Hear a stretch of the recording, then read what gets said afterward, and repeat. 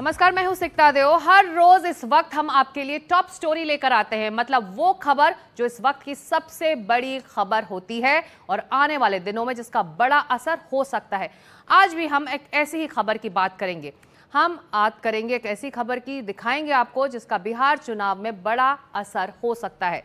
आपको पता होगा कि बिहार में वोटर्स लिस्ट के स्पेशल रिवीजन का काम चल रहा है।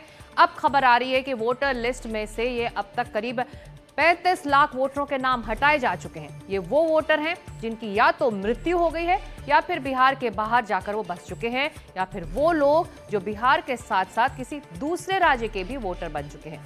अब विपक्ष के लिए सियासत की दूसरी बड़ी किश्त है। कल ही सूत्रों के मुताबिक जब यह खबर आई थी कि बिहार के वोटर्स लिस्ट में बांग्लादेश और म्यांमार के लोगों का भी नाम है, तो तेजस्वी यादव ने अटपटा सा बयान दिया था। अब खबर 35 लाख वोटरों के नाम कटने की है। जाहिर है सियासत फिर हो रही है। पहले आप हमारी ये स्पेशल रिपोर्ट देखिए।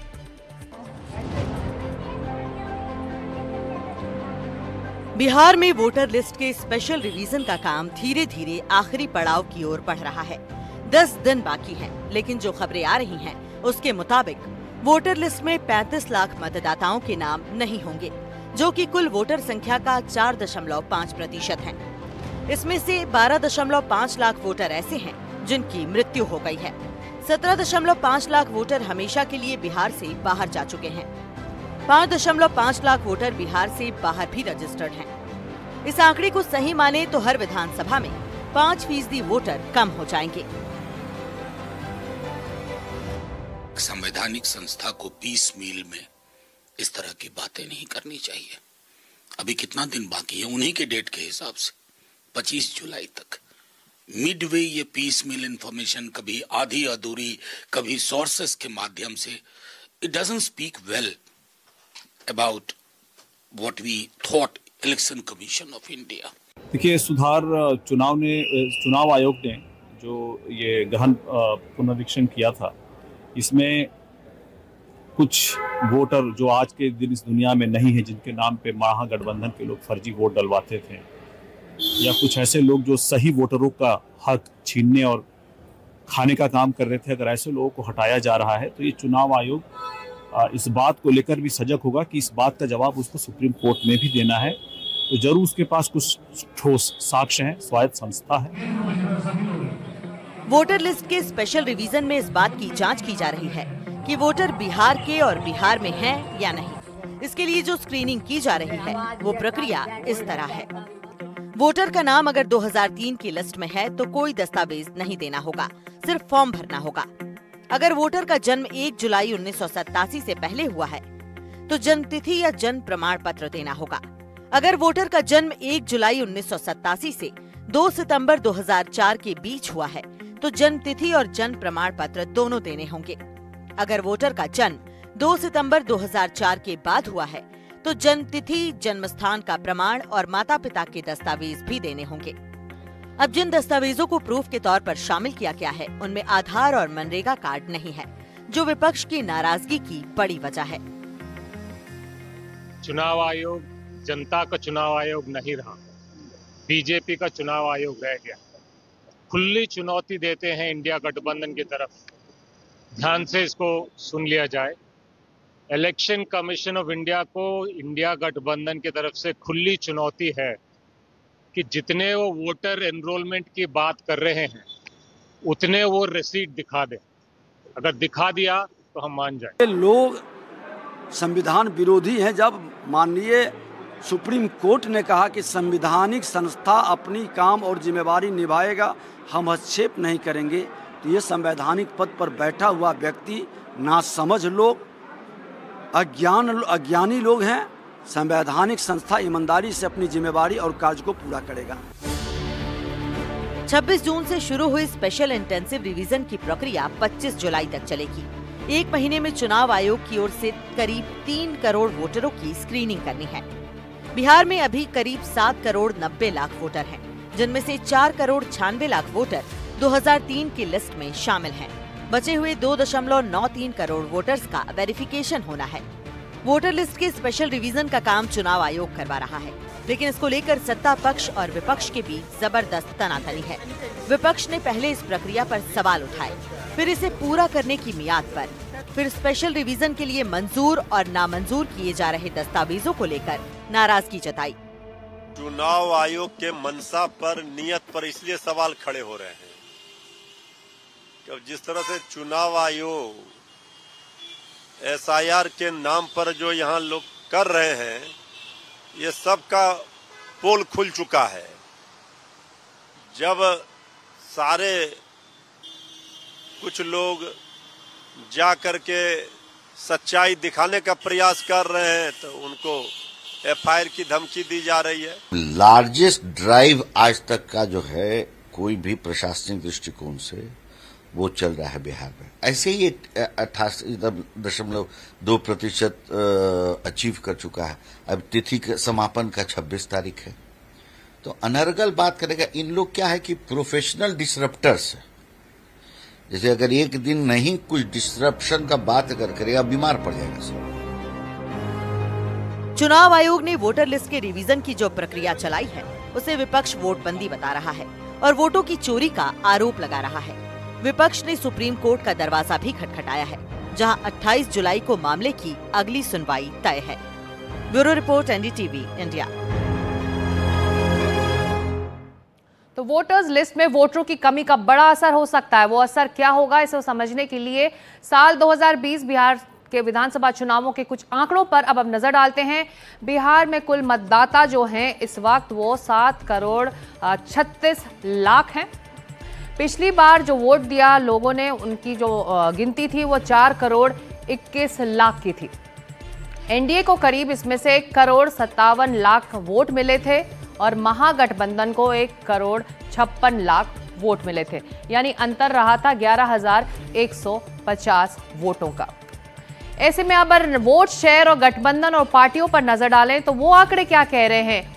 NDA 125 सीट पर चुनाव लड़ी थी, उसे वोट हासिल हुआ था 1 करोड़ 57 लाख के आसपास। बीजेपी 74 सीटों पर वोट लड़ी थी, JDU 43, VIP 4 और हम पार्टी 4 पर। और इनके जो वोट आप देख सकते हैं, इनकी गिनती 82 लाख, 64 लाख, 63 लाख और 3 लाख के आसपास हमको वोट मिले थे। महागठबंधन का आंकड़ा पिछली बार क्या कह रहा था पिछले चुनावों में, उस पर भी अब नजर डालते हैं। महागठबंधन को 110 सीटों पर महागठबंधन ने चुनाव लड़ा था और 1 करोड़ 56 लाख के आसपास उसको वोट मिले थे। RJD 75 सीटों पर लड़ी थी, 57 लाख वोट मिले थे उसके आसपास। कांग्रेस 19 सीटों पर चुनाव लड़ी थी और CPI ML और CPM और CPI 2 सीटों पर चुनाव लड़े थे। और आप देख सकते हैं वोटों की गिनती उनकी कैसी थी। और इस बार VIP भी महागठबंधन के साथ है, तो कुछ फेरबदल इन आंकड़ों में हो सकता है। हो सकता है कि आने वाले दिनों में वोटर लिस्ट से बाहर होने वालों की संख्या और बढ़े और यानी वोटर लिस्ट में नाम घटेंगे। अगर ऐसा हुआ तो एक दिलचस्प किस्सा जानना जरूरी है। अक्टूबर 2005 बिहार विधानसभा चुनाव में करीब 2.5% वोटर कम हो गए थे। इस साल बिहार में 2 चुनाव हुए। फरवरी 2005 में त्रिशंकु विधानसभा बनी, राष्ट्रपति शासन लगा। अक्टूबर 2005 में फिर चुनाव हुए, लेकिन 8 महीने बाद चुनाव में मतदाता बढ़ने के बजाय करीब 2.5% घट गए। फरवरी 2005 में कुल मतदाता थे 5 करोड़ 26 लाख और 87,663। अक्टूबर 2005 में संख्या घटकर हो गई थी 5 करोड़ 13 लाख 85,891, यानी कि 13 लाख से ज्यादा संख्या में मतदाता कम हो गए थे, यानी कि करीब 2.5% की कमी इसमें देखी गई थी। यूपीए के तीनों घटक दल RJD, कांग्रेस और LGP अलग अलग लड़े। परिणाम त्रिशंकु विधानसभा के रूप में आया। किसी को स्पष्ट बहुमत भी तब नहीं मिला। 92 सीटों के साथ JDU BJP गठबंधन ने सबसे ज्यादा सीटें जीती। लालू यादव का 15 सालों का राज भी खत्म हो गया। कोई सरकार नहीं बन पाई। बिहार में राष्ट्रपति शासन लगाना पड़ा। 8 महीने बाद चुनाव हुए तो मतदाता जो उसमें कमी आई थी, करीब 2.5% कमी हुई थी, वो JDU BJP गठबंधन को 143 सीटों के रूप में स्पष्ट बहुमत मिला। राजद कांग्रेस गठबंधन की करारी हार हुई। इसी के साथ बिहार में 15 साल से चल रही लालू परिवार की सत्ता को भी खत्म होना पड़ा, उसकी समाप्ति हो गई। और इसी मुद्दे पर चर्चा करने के लिए मेरे साथ इस वक्त दो खास मेहमान, गुरु प्रकाश पासवान प्रवक्ता हैं बीजेपी के और नवल किशोर प्रवक्ता हैं आरजेडी के। अब आगे बढ़ने से पहले मेरा सवाल आप दोनों से ही है, क्या इस वक्त बिहार के नेता और बिहार में जो राजनीतिक पार्टियां हैं वो चुनाव आयोग की इस कवायद को समझ पाई हैं क्या कि स्पेशल इंटेंसिव रिवीजन क्या होता है? आप नवल जी आपसे शुरू करें तो। देखिए, समझ में कोई समस्या नहीं है। समस्या ये इस बात की है कि जिस तरीके से चुनाव आयोग ने इस काम को शुरुआत किया है, आपने और हमें सबको बताया गया कि जून 2024 से उन्होंने शुरू किया, जो कि रेगुलर प्रोसेस होता है, अपडेट करने का, डिलीट करने का, ऐड करने का, वोटर का प्रोसेस है। बिल्कुल। जनवरी 25 में उन्होंने समरी रिवीजन करके जो वोटर लिस्ट हमें दिया, उसके आधार पर उन्होंने अप्रैल के महीने में 16-17 अप्रैल को दिल्ली में सारे रजिस्टर्ड पॉलिटिकल पार्टी को दिल्ली में बुलाया और एक कार्यशाला वर्कशॉप का आयोजन किया, जिसमें बताया कि हमने अपना काम कर दिया है, अब जो भी कोई बचता है उसको ऐड करना आपकी जिम्मेदारी है, बीएलए की जिम्मेदारी है, जो पॉलिटिकल पार्टी से जुड़े हुए लोग हैं। और हम लोगों ने काफी उत्साह में वो काम कर रहे थे। एकाएक जून के महीने में 20 तारीख को एक महीने के अंदर में एसआईआर कराने का निर्णय समझ से परे है। और वो इसलिए समझ से परे है कि जो उन्होंने डॉक्यूमेंट रेफर किए 11 डॉक्यूमेंट, वो बहुत मुश्किल है। और ऐसे समय में जबकि आधा से ज्यादा बिहार बाढ़ के ग्रस्त में है, सावन का महीना है, भोले बाबा का दर्शन करने लोग जाते हैं, इसमें और 3 करोड़ लोग बिहार के बाहर रहते हैं। पता नहीं ये काम कैसे वो कर रहे हैं और किस तरह का अपडेट दे रहे हैं, इससे हमें परेशानी है। नवल जी, चुनाव आयोग एक संवैधानिक संस्था है, संवैधानिक प्रक्रिया के तहत वो अपना काम कर रही है, इसमें राजनीति सियासत कहां से चली आ रही है? गुरु प्रकाश जी, अब कहा जा रहा है कि इस रिवीजन के बाद कम से कम 35 लाख वोटर नहीं होंगे इस वोटर्स लिस्ट में, ये जरूरी था, इसीलिए ये कवायद हुई है। नहीं, देखिए ऐसा है सिक्टा जी कि अभी आपने भी कहा और ये बात बिल्कुल आम सहमति का हिस्सा है। जो भी प्रोसेस हो रहा है ये बहुत ही रेगुलर, रूटीन और कॉन्स्टिट्यूशनली मैंडेटेड एक्सरसाइज है। आप हम छोड़ दीजिए, सुप्रीम कोर्ट ने ऐसा कहा है। सुप्रीम कोर्ट में जस्टिस धूलिया का ये ऑब्जर्वेशन है कि कॉन्स्टिट्यूशनल मैंडेट होता है चुनाव आयोग का, और अनुच्छेद 324, 325 और 326 के अंतर्गत ये काम हो रहा है। Point number 1। पॉइंट नंबर 2, आपने कहा कि भाई बिहार वासियों ने इसको कैसे रिसीव किया है। मेरे हाथ में एक प्रेस विज्ञप्ति है, आपने भी देखा होगा कि चुनाव आयोग ने प्रेस विज्ञप्ति सामने रखा है और इसमें स्पष्ट किया है कि 7.9 करोड़ जो रजिस्टर्ड वोटर्स हैं उनमें से लगभग 6 करोड़ 60 लाख, अगर स्पष्ट बोले तो 83% ऐसे लोग हैं जिनके फॉर्म रिसीव हो गए हैं। इसमें से कुछ डिसीज्ड हैं, इसमें से कुछ परमानेंटली शिफ्टेड हैं, तो कुछ 88%, 88% ऑफ 7.9 करोड़ जो पॉपुलेशन है बिहार की, उनका फॉर्म जमा हो गया है। अभी भी आरजेडी के लोग घूम रहे हैं, बीजेपी के लोग घूम रहे हैं, बीएलओज घूम रहे हैं। बचे हुए दिनों में संपूर्ण बिहार के लोगों को जो मताधिकार का अधिकार है, जो यूनिवर्सल एडल्ट फ्रेंचाइजी है, इस दिया जाएगा। इसमें अनावश्यक कंट्रोवर्सी किया जा रहा है। संवैधानिक संस्थान के स्वतंत्रता पे, संवैधानिक संस्था के स्वायत्ता पे इस प्रकार संदेह और शंका प्रकट करना ये देश के हित में नहीं है। आप पूरे के पूरे चुनावी प्रक्रिया को डीलेजिटिमाइज करने का प्रयास करते हैं, ये अच्छा मैसेज नहीं देता है। ये मैं आग्रह करना चाहता हूं विपक्ष के साथ। जो बात गुरु प्रकाश जी कह रहे हैं उसको मैं आगे ले जाऊंगी। नवल जी, कुछ आंकड़े मेरे पास, करीब 12.5 लाख ऐसे हैं जो वोटर्स लिस्ट में शामिल हैं, इनकी मृत्यु हो चुकी है। करीब 7.5 लाख ऐसे हैं जो हमेशा के लिए बिहार छोड़कर जा चुके हैं और बिहार के वोटर हैं नहीं। ऐसे में ये करेक्शन इस वक्त जरूरी था, तो इसमें टाइमिंग को लेकर सवाल क्या है? चुनाव हो रहा है और अगर चुनाव आयोग ये कह रहा है कि हम ये प्रक्रिया खत्म कर देंगे, ठीक वक्त पर खत्म करेंगे, तो इसमें प्रॉब्लम कहाँ आ रही है? सिक्ता जी, प्रॉब्लम यही है कि चुनाव आयोग को लगता है वो मिस्टर इंडिया है और कोई भी काम बहुत आसानी से और बहुत जल्दी से कर सकता है। बिहार के जमीन से जो जितने भी चित्र आ रहे हैं, जितने भी खबर आ रहे हैं, आपने देखा ग्राउंड रिपोर्टिंग करने वाले पत्रकारों पर आप एफआईआर करवा रहे हैं। ये तो हाल है कि चुनाव आयोग कहता है कि 2 प्रपत्र दिए जाएंगे हर वोटर को, उसमें से एक रिसीविंग होगा। जबकि वह बीएलओ कह रहे हैं कि नहीं, हमें एक ही मिला है। पहली बात तो ये है। दूसरी बात, सुप्रीम कोर्ट का रेफरेंस दिया और संवैधानिक आधार का रेफरेंस दिया। ये जो संवैधानिक आधार है, पहली बार ज्ञानेश जी ज्ञानी थोड़े बने हैं, जो भी इलेक्शन कमीशन इसके पहले आते थे सबको मालूम था। और ये जो आप कह रहे हैं कि जो वोटर मरे हैं उनको हटाए हैं, आप पूरा इलेक्शन कमीशन का one of the most important काम जो है कि अपडेट करना है, ऐड करना है, डिलीट करना है। जो लोग मरे, तो ये पूरे साल में उन्होंने क्या किया? जून 24 से जनवरी 24 तक उन्होंने क्या किया, ये बताना चाहिए। अगर आप लोगों को आपत्ति है तो आप ये पूरा मामला लेकर आपकी पार्टी और बाकी जो दल हैं वो सुप्रीम कोर्ट पहुंचे हुए हैं, ऐसे में संयम बरतना चाहिए, नहीं बरतना चाहिए? गुरु प्रकाश जी, नहीं, 10 सेकेंड। सुप्रीम कोर्ट ने जो दो महत्वपूर्ण बात कही है वो उस पर चुनाव आयोग को बताना चाहिए था। पहली बात उन्होंने कहा कि जो लिस्ट आपने दिया है वो एग्जॉस्टिव नहीं है। In the interest of justice, ये पार्ट ऑफ जजमेंट है, in the interest of justice ये 3 जो कार्ड, आइडेंटिटी कार्ड है, आधार कार्ड, राशन कार्ड और वोटर कार्ड, उसको ऐड करना चाहिए। सलाह दिया उन्होंने, उसमें चुनाव आयोग ने कुछ नहीं कहा, नंबर 1। नंबर 2, जब वो बोले कि नागरिकता हमें, यही तो मैं कह रही हूँ, आप लोग ये आपत्तियां उठा रहे हैं, इन आपत्तियों को लेकर आप अदालत गए हैं, अदालत के फैसले तक इंतजार करना चाहिए, संयम बरतना चाहिए। भाषा का स्तर ये हो जाता है बहस में, रिएक्शंस में। गुरु प्रकाश जी जल्दी से। नहीं, देखिए ऐसा है कि मैं पुनः तथ्यों के आधार पर ही बात करता हूं। देखिए आप भी जानती हैं और देश को अच्छे तरह से पता है कि पहली बार चुनाव आयोग के कमिश्नर्स की नियुक्ति में सरकार का रोल होगा, नेता विपक्ष उस कमेटी में होंगे। आप और हमने देखा है 2009 का आम चुनाव था, नवीन चावला कौन थे? नवीन चावला स्वयं को इंदिरा गांधी के तीसरे स्वघोषित पुत्र बताते थे। चलिए ये छोड़िए, शाह कमीशन ने कहा था कि Navin Chawla is unfit to hold any public office, उनको सीईसी किसने बनाया था? लालू जी के कहने पे ये सेशनवा पगला गया है, टीएन सेशन को किसने हटाया था? तो वहां जाने की जरूरत नहीं है। आज की तारीख में तथ्यों के साथ मेरे पास इलेक्शन कमीशन ऑफ इंडिया का प्रेस कॉन्फ्रेंस है, एक लाइन में पढ़ना चाहता हूं मैं आपके बीच में नहीं बोल रहा था, एक लाइन में चिक्टा जी मैं अपनी बारी में बोल रहा हूं। देखिए इस इलेक्शन कमीशन के प्रेस कॉन्फ्रेंस में स्पष्ट, इलेक्शन कमीशन के प्रेस विज्ञप्ति में स्पष्ट कहा गया है कि over 5.74 crore forms have been uploaded.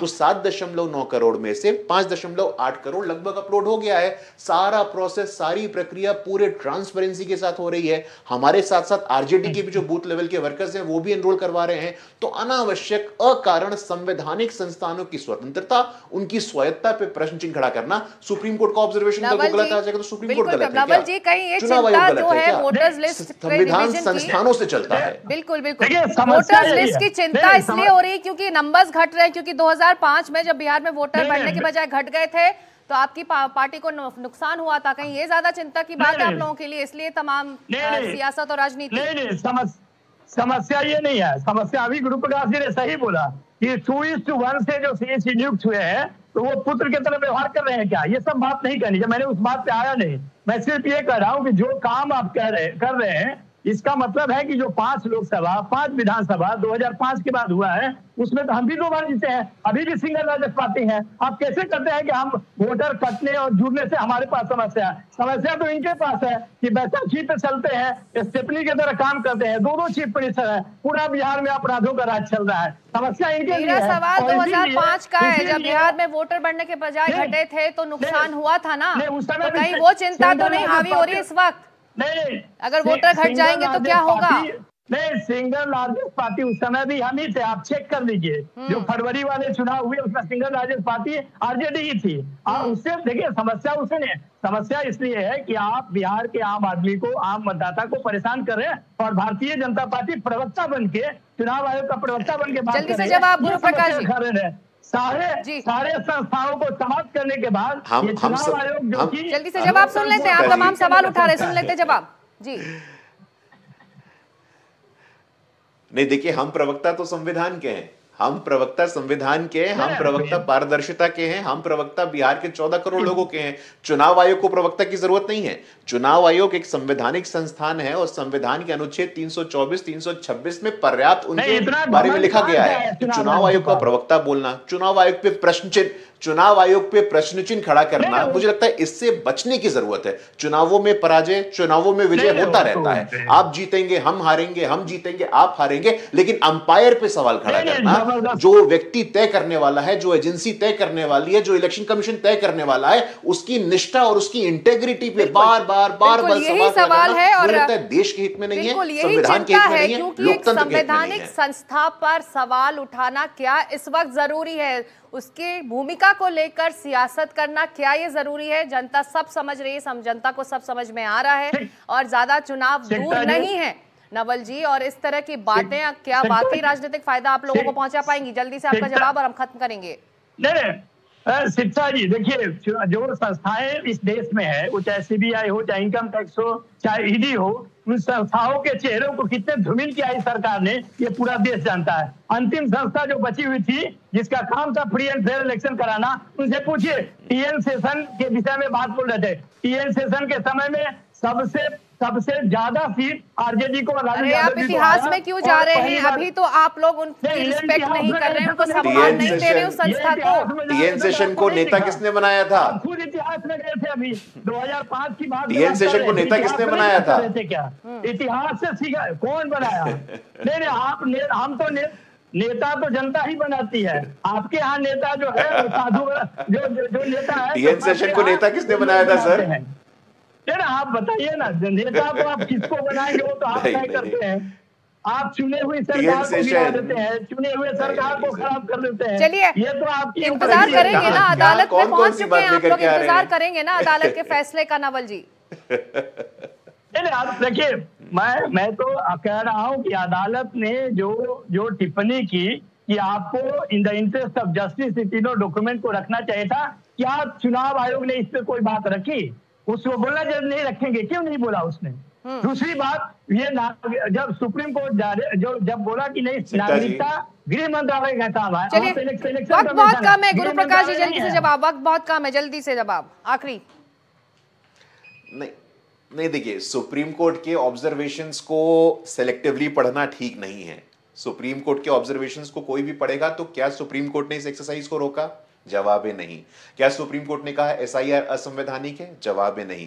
क्या सुप्रीम कोर्ट ने कहा कि लोग प्रभावित हो रहे हैं? जवाब है नहीं। सुप्रीम कोर्ट के ऑब्जर्वेशंस को सिलेक्टिवली पढ़ना, जो पार्ट आपको सूट करे वही पढ़ना, मुझे लगता है इससे बचने की आवश्यकता है। कुछ चीजें जो होती सर, मैं देखिए, अब आपको लगता है अगर डिबेट, देखिए चुनाव आयोग के संदर्भ में कहा गया है कि संवैधानिक एजेंसी है और संवैधानिक काम कर रही है, संवैधानिक एजेंसी को संवैधानिक काम करने देना चाहिए। और इस प्रकार से बिहार की जनता है। गुरु प्रकाश जी, नवल जी, वक्त इतना ही है, लेकिन इस वक्त ये जरूरी है कि जो ये पूरी प्रक्रिया हो रही है एसआईआर की, वो क्या जनता समझ रही है। जरूरी है कि राजनीतिक पार्टियां और नेता भी समझे, इस पर राजनीति ना करें, क्योंकि ये इस वक्त एक जरूरी प्रक्रिया है जो एक संवैधानिक संस्था से शुरू कर रही है और चुनावों से ठीक पहले खत्म भी करेगी। हालांकि ये मामला अब सुप्रीम कोर्ट में देखना होगा कि अदालत का रुख इस पर क्या होता है। गुरु प्रकाश पासवान और नवल किशोर, बहुत शुक्रिया इस चर्चा में शामिल होने के लिए।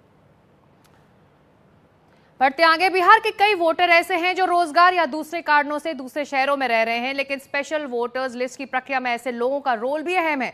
चुनाव आयोग ने बिहार में के बाहर रह रहे शहरों में अखबारों में विज्ञापन डाला है और बिहार के वोटरों को रजिस्ट्रेशन करने को कहा है। देखिए एनडीटीवी के रिपोर्टर अश्विनी सिंह की ये खास रिपोर्ट। बिहार में स्पेशल इंटेंस रिवीजन यानी एसआईआर की प्रक्रिया चल रही है। चुनाव आयोग के मुताबिक 88% लोगों ने अभी तक फॉर्म जमा कर दिया है, यानी 6.6 करोड़ लोगों के फॉर्म आ चुके हैं और 7.93 करोड़ टोटल वहां की इलेक्टर्स यानी मतदाता हैं। आज आयोग ने प्रमुख शहरों में एक विज्ञापन दिया है। विज्ञापन क्या है आपको दिखाते हैं। ये विज्ञापन है, ये प्रमुख अखबारों में विज्ञापन दिया गया। उसमें लिखा गया अगर आप बिहार के मतदाता हैं और अस्थायी रूप से बिहार के बाहर रहते हैं तो कुछ इस तरीके से आप जो स्कैन करके ऑनलाइन भी बाहर से रहकर फॉर्म भर सकते हैं। सवाल ये है कि जो बिहार के मतदाता इतने दिनों से बाहर रह रहे हैं, क्या उनको जानकारी है, क्या वो जानते हैं ये पूरी प्रक्रिया के बारे में, क्या उन्होंने फॉर्म भरा है, क्या उनको सूचना पहले कोई दी गई है। मेरे साथ कुछ ऑटो चालक हैं, ऑटो रिक्शा चलाते हैं, दिल्ली में रहते हैं ये लोग। इनसे समझने की कोशिश करते हैं क्या इनको इस प्रक्रिया के बारे में पता भी है, क्या इन लोगों ने अभी तक फॉर्म भरवाया है। जो विज्ञापन आया है, आपको पता है एसआईआर चल रहा है बिहार में कुछ? सर, ये क्यूआर के बारे में हम लोग किसी को पता नहीं था, ऑटो वालों को। आप आए तो बताएं, क्यूआर के भाई स्कैन करके अपना जो प्रोसीजर है वो प्रोसीजर डालना है, अपना वेरीफाई करवाना है कि अस्थायी है कि अस्थायी है, कि यहाँ का है कि कहाँ की है। ये एसआईआर के बारे में पता है?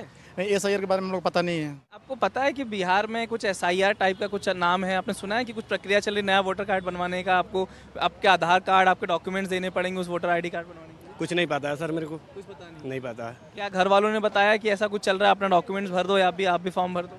पता नहीं, जब मेरे को पता नहीं तो घर वालों को तो भी पता नहीं होगा। घर वालों को नहीं। आप कहाँ के मतदाता हैं बिहार में? मैं बिहार में मोतिहारी जिला के। अब ये चुनाव आयोग ने ऐसा विज्ञापन दिया है, क्या आप इसकी जानकारी, क्या इसको ऑनलाइन भरेंगे अब आप लोग? अब जानकारी होगा तो भरेंगे। ये एसआईआर के बारे में क्या घर वालों ने बताया कि फॉर्म भर रहे हैं, आप भी भरो? वो बताए थे, लेकिन हम लोग इतना जल्दी तो घर नहीं जा पाएंगे, क्योंकि हम लोग को घर पे फैमिली चलाना होता है। हम लोग एक आदमी यहाँ कमाता है तो घर पे 5 आदमी खाने वाला होता है, तो हम लोग कमाएंगे नहीं ऐसे इतना जल्दी तो हम लोग घर नहीं जा पाएंगे। ये जब ऑनलाइन बोला है, क्या अब आप ऑनलाइन भरेंगे? अब ये अब मालूम होगा तो ऑनलाइन भरेंगे हम लोग। ऑनलाइन भरेंगे जी। आपका नाम सर? शेख ग्यास। ये ऑनलाइन SIR के बारे में पता है क्या आपको? नहीं, हमको मालूम नहीं कुछ। आपने मतदाता है आपके पास? हाँ, है। अब पता चल रहा है कि फिर से बनवाना है, तो आपने बनवाया है? नहीं, अभी नहीं बनवाया। अभी तक नहीं बनवाया? अभी तो यहाँ है तो कहाँ से बनवा लेंगे। कोई सूचना है कि ऑनलाइन भी भर सकते हो या घर से बनवा सकते हो? अभी तो कोई सूचना नहीं है। कोई सूचना नहीं है। लोगों को जानकारी का भी एक बड़ा अभाव है। जो बिहार के मतदाता दिल्ली में रहते हैं, उनका कहना है कि उनको जानकारी नहीं है इसके बारे में कि ये पूरी प्रक्रिया चल रही है। कुछ लोगों को प्रक्रिया के बारे में जानकारी है, लेकिन पता नहीं कि कैसे आधार कार्ड बनवाना है, कैसे उनका वोटर ID के लिए डॉक्यूमेंट्स क्या क्या सबमिट करवाना है।